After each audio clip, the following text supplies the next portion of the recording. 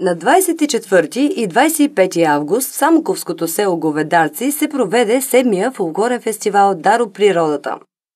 В мероприятието можеха да участват певчески и танцови състави, индивидуални изпълнители и разказвачи, както и групи за народни обичаи.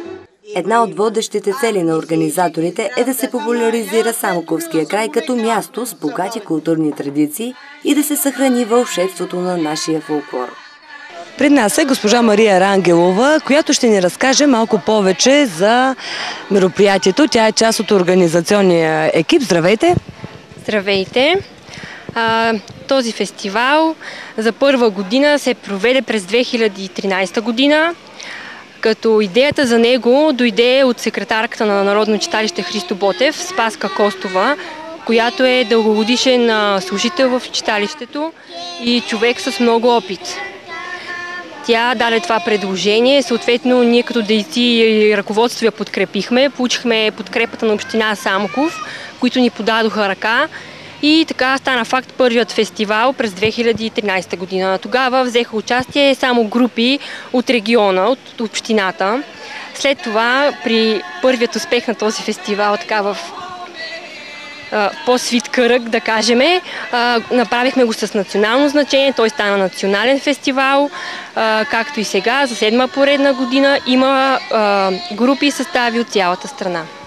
Обикновено след всеки фестивал ръководството на читалището сядаме и си казваме, ние тази година можехме да покажем и това, и това, и това, и го правим следващия път.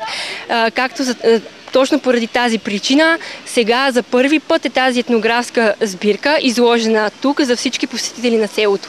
Това ли е новото тази година? Да, за първи път.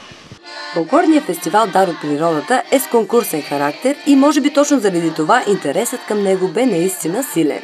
Част от журиращия екип бе господин Величе Ушев, който ще сподели впечатленията си от изминалия ден. При нас е част от журиращия екип, който ще ни разкаже малко повече за впечатленията си до момента. Здравейте! Здравейте! Приятно ми е, че съм в село Говедарци на фестивала "Дар от природата", който е в едно прекрасно ъгълче на Рила и смятам, че тук ще се съберат едни от най-добрите изпълнители в района, както виждам има и чак от другия край на България, от Попово чак има изпълнители. Какви са впечатленията ви до момента?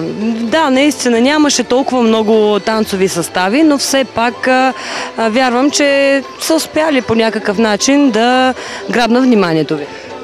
Ще се радвам да има наистина качествени изпълнители на български народни танци. Както виждам, заряда е истински, има настроение, има желание за представяне пред публиката. Тези, които гледахме до сега, изпълнителите на народни песни, на словесен фолклор и на обичаи, беше много така затрогващо. Аз смятам, че ще има още по-добри изпълнители. Очакваме ги, съответно. Виждаме, че доста млади хора се ориентират към танцовото изкуство на България, но по-скоро имам въпрос към песеното. Знам, че това не е вашата област така по-основно, но все пак вие може да споделите мнение, защо и на какво се дължи това. Сега ще издам една тайна. Имам впечатление от песенното изкуство, защото откак се помня, се занимавам първо с фолклор, после съм организатор и менеджер на най-известния български вокален квартет "Славей". Така ли, че мисля, че вокалното ми изкуство е така... Познавам го, знам за какво става дума, разбирам доста добре работата на вокалните педагози.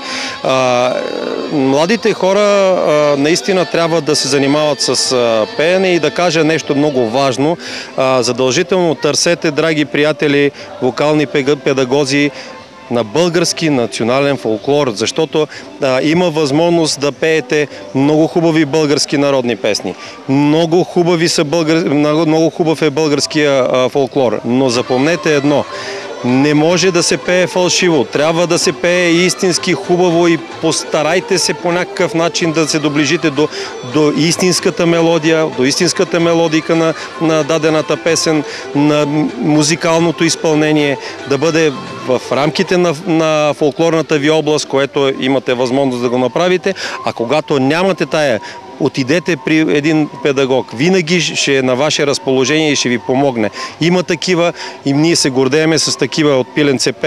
Имаме толкова добри педагози, които изпращат деца с много големи качества, на професионално ниво изпълнители. Повече от 7-то издание на Националния фолклорен фестивал "Дар от природата" в самоковското село Говедарци очаквайте съвсем скоро в предаването "Фолклорни пътешествия", разбира се, по телевизия Дестинация БГ.